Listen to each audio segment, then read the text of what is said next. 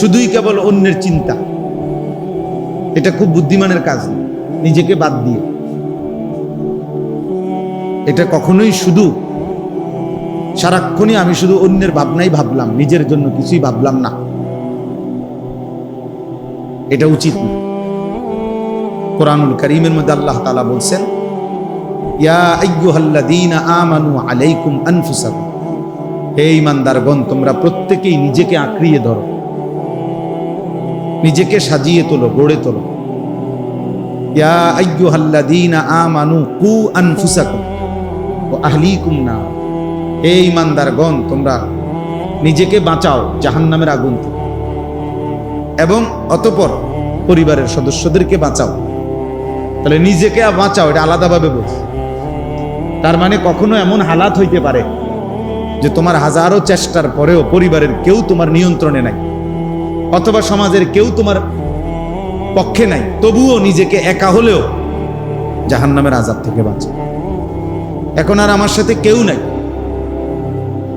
কিন্তু এরপরেও আমি একা হলেও আল্লাহর দ্বীনের উপরে টিকে থাকতাম। হযরত হুযায়ফা রাদিয়াল্লাহু তাআলা আনহু হাদিসে আছে, নবী সাল্লাল্লাহু আলাইহি সাল্লামের একজন বিখ্যাত সাহাবী, উনি এটা নবীজিকে একদিন জিজ্ঞেস করছে, ইয়া রাসূলুল্লাহ সাল্লাল্লাহু আলাইহি ওয়াসাল্লাম, যদি চলার পথে জীবনে কোনোদিন এমন হয় যে কারোর সাথেই মিশতে পারলাম না, কারোর সাথেই বনলো না, দ্বীন মানতে গিয়ে, ইসলাম মানতে গিয়ে কারোর সাথেই কুলাইতে পারলাম না, তখন আমি কি করব? আল্লাহর নবী সাল্লাল্লাহু আলাইহি ওয়াসাল্লাম বলেছে, ফাতাজিলিল ফিরাকা কুল্লাহা, সব দল ছেড়ে দিবে, আর তুমি একা গাছের গোড়ালি শিকড়, বিআসলি শাজারাতিন, গাছের শিকড় গোড়ালি আঁকড়াইয়া ধরে হলেও একাই আল্লাহ দ্বীনের উপরে মজবুত থাকবে,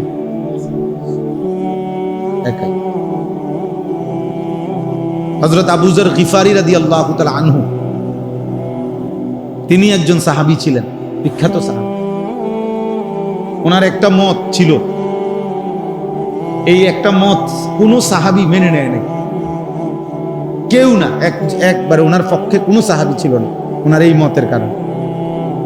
মানে ওনার একটা মত ছিল, প্রয়োজনের অতিরিক্ত, আজকের একদিনের প্রয়োজনের অতিরিক্ত 1 টাকা জমা করে রাখা, এটাই হারাম, ওইটাই জাহান্নাম। উনি এত কঠিন ছিলেন এই সাহাবী। হযরত ওসমান রাদিয়াল্লাহু তাআলা আনহুর জামানায় এই আবু যর গিফারি রাদিয়াল্লাহু তাআলা আনহু, কেউ উনার মতের পক্ষে নাই।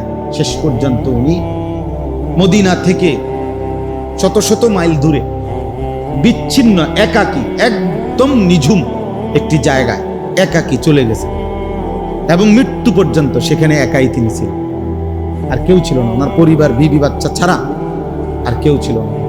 একজন রাবাজা নামক একটি জায়গা।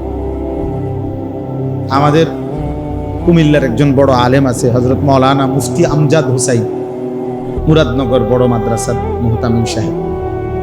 উনি এবছর হজ্জের সফরে ওইখানে গেছে, আমার খুব ঘনিষ্ঠ মানুষ। তো আমার বলল, যে মাওলানা এই সময় আইসা গেছি যে বা গাড়িতে প্রাইভেট কারে যাওয়ার পরে পাহাড়ি অন্য এক ধরনের গাধা দিয়ে আরো কম পক্ষে 100-150 কিলো ভিতরে যাইতে হয়েছে, যেখানে কোনোভাবেই কোনো সিস্টেম, গাড়ি দিয়ে যাওয়ার সিস্টেম নাই ওনার কবরের কাছে।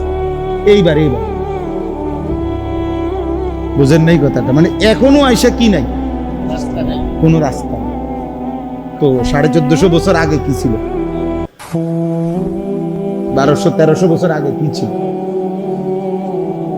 তবুও তিনি একা চলে গেছে। এজন্য বললাম আর কি, নিজের ফিকির করা, নিজের ফিকির করা, নিজেকে ভুলে না যাও।